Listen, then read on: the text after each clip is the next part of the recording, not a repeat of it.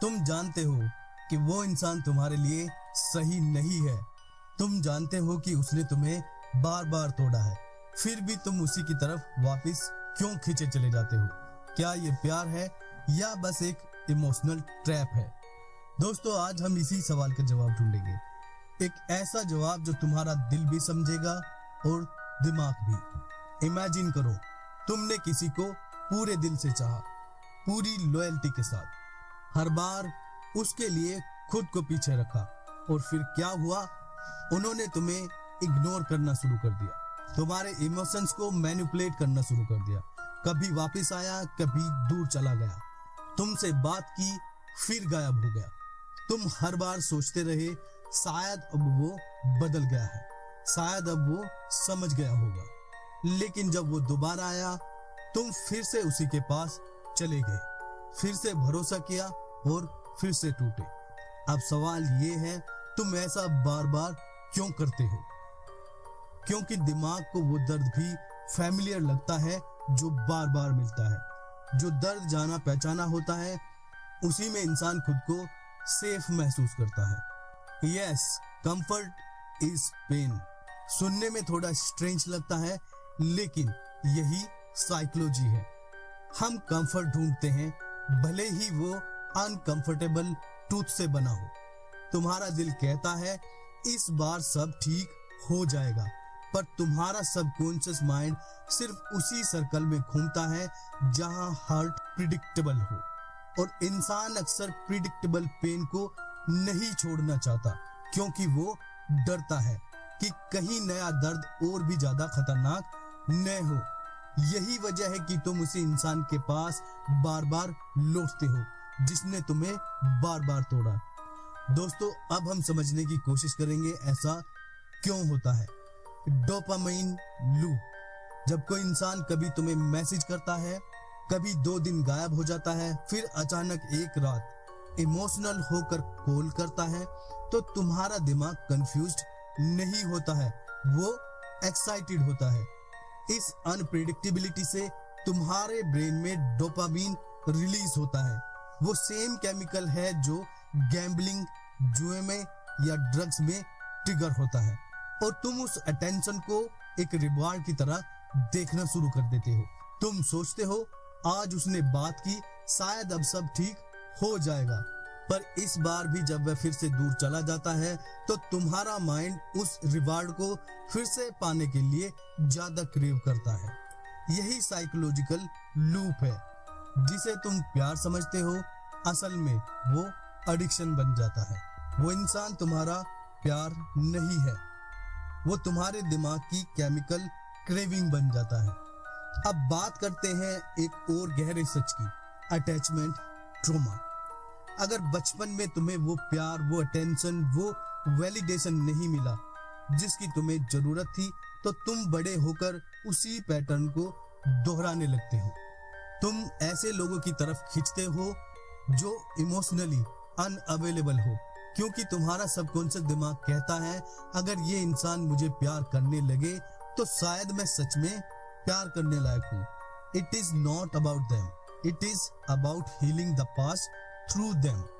और इसी वजह से तुम उसको बार बार चूज करते हो, जो तुम्हें नजरअंदाज करता है, जो तुम्हें वैलिडेट नहीं करता है, क्योंकि तुम हर बार खुद को प्रूव करना चाहते हो। लेकिन दुख की बात यह है, हर बार तुम्हें रिजेक्शन ही मिलता है और तुम्हारा ट्रॉमा और गहरा हो जाता है।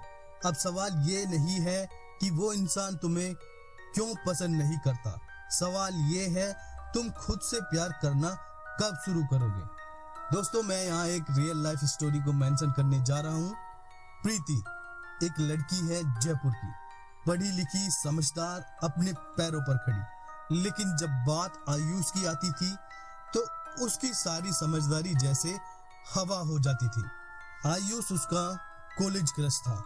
शुरुआत में सब कुछ परफेक्ट लगा। लेट नाइट कॉल्स होते थे, लंबे लंबे मैसेजेस होते थे, घंटों बातें होती थी, I love you too, good morning, good evening, everything. पर धीरे धीरे वो बदलने लगा। कभी घंटों तक रिप्लाई नहीं करता, कभी गुस्से में बोलता, तुम बहुत चिपकू हो और फिर गिल्ट ट्रैप करता। बोलता अगर मुझसे प्यार करती हो तो मुझे समझो। प्रीति हर बार एडजस्ट करती गई, हर बार खुद को ब्लेम करती रही कि शायद उससे ही कोई गलती हुई है। 3 बार आयुष ने उसे चीट किया, हर बार किसी और लड़की के साथ पकड़ा गया, लेकिन हर बार प्रीति ने उसे माफ कर दिया। क्यों? क्योंकि उसके अंदर एक डर था, अगर मैंने उसे छोड़ दिया तो मैं फिर कभी किसी इंसान से इतना कनेक्ट नहीं कर पाऊंगी। लेकिन सच ये था, प्रीति को आयुष की नहीं, आयुष से जुड़ी उम्मीद की आदत हो गई थी। उसे आयुष के उस पुराने वर्जन की आदत थी जो उसे शुरू में प्यार करता था, केयर करता था। वो आज के आयुष को नहीं बल्कि उसकी याद में बसी इल्यूजन को पकड़ कर जी रही थी। और यही होता है हमारे साथ भी, हम किसी इंसान से नहीं, उससे जुड़ी अधूरी उम्मीदों से मोहब्बत करने लगते हैं और तब तक टूटते रहते हैं जब तक ये समझ में ना आ जाए कि किसी की आदत होना प्यार होना नहीं होता है। लिसन केयरफुली, जो इंसान बार बार तुम्हें तोड़ता है, जो हर बार तुम्हारे भरोसे को तोड़ता है, वो तुम्हारा प्यार नहीं है। वो तुम्हारी मासूमियत, तुम्हारी लॉयल्टी और सबसे ज्यादा तुम्हारी इनसिक्योरिटीज का फायदा उठा रहा है। कई बार हम समझ नहीं पाते हैं कि हमें वो इंसान क्यों बार बार आकर्षित करता है जो हमें सबसे ज्यादा पेन पहुंचाता है। लेकिन सच ये है, हम उस इंसान को नहीं चुन रहे, हम उस वर्जन को चुन रहे हैं जो हमारे दिमाग ने इमेजिन किया था। रियलिटी और फैंटेसी के बीच का फर्क जब तक तुम नहीं समझोगे तब तक तुम उसी दर्द को दोहराते रहोगे। और अगर तुम बार बार उसी इंसान को चुन रहे हो जो तुम्हारे इमोशंस की कदर नहीं करता, तो शायद तुम्हें अब किसी रिलेशनशिप की नहीं बल्कि हीलिंग की जरूरत है। तुम बार बार उसे अपना सब कुछ दे देते हो क्योंकि तुम ये बिलीव करने लगते हो कि शायद मैं और अच्छा बन जाऊं तो वो बदल जाएगा। But let me tell you, प्यार चेंज नहीं मांगता है, प्यार एक्सेप्टेंस देता है। प्यार कोई एडिक्शन नहीं है जहां तुम विड्रॉल से तड़पते रहो। प्यार वो है जो तुम्हें शांत करे, जो तुम्हारे अंदर की इनसिक्योरिटीज को बढ़ाए नहीं बल्कि उन्हें प्यार से भर दे। और याद रखो, जो इंसान तुम्हें बार बार दुख पहुंचाए, तुम्हें खुद पर डाउट करवाए, तुम्हारी आइडेंटिटी खो दे, वो तुम्हारा सोलमेट नहीं हो सकता। सोलमेट वो होता है जिसके साथ तुम खुद को नहीं खोते हो बल्कि खुद को और बेटर समझने लगते हो। और अगर कोई तुम्हें बार बार तोड़ रहा है तो शायद अब वक्त आ गया है खुद से पूछने का, क्या मैं उसे प्यार कर रहा हूं या सिर्फ खुद को भूल रहा हूं। लेकिन अब सवाल ये है, इस लूप से बाहर कैसे निकला जाए? क्योंकि जब आप बार बार उसी इंसान की तरफ खींचते हैं जो आपको दुख पहुंचाता है, तो हीलिंग सिर्फ ऑप्शन नहीं बल्कि जरूरत बन जाता है। दोस्तों, यहाँ मैं कुछ स्टेप्स को बताऊंगा जो आप फॉलो कर सकते हैं। Step number 1, self awareness. हर बार जब तुम्हारा मन उसी इंसान के पास वापस जाने का करे, एक बार रुककर खुद से पूछो, क्या मुझे वाकई उस इंसान की जरूरत है या मैं बस अकेला महसूस कर रहा हूँ? क्योंकि अकेलापन टेम्परेरी होता है, लेकिन गलत इंसान से जुड़ना तुम्हारी सेल्फ वर्थ को परमानेंट डैमेज कर सकता है।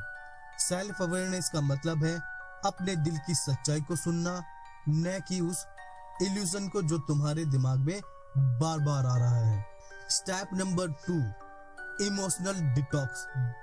दोस्तों, डिटॉक्स सिर्फ बॉडी का नहीं होता है, इमोशंस का भी होता है। अनफॉलो करो जिसकी स्टोरीज तुम्हें ट्रिगर करती है।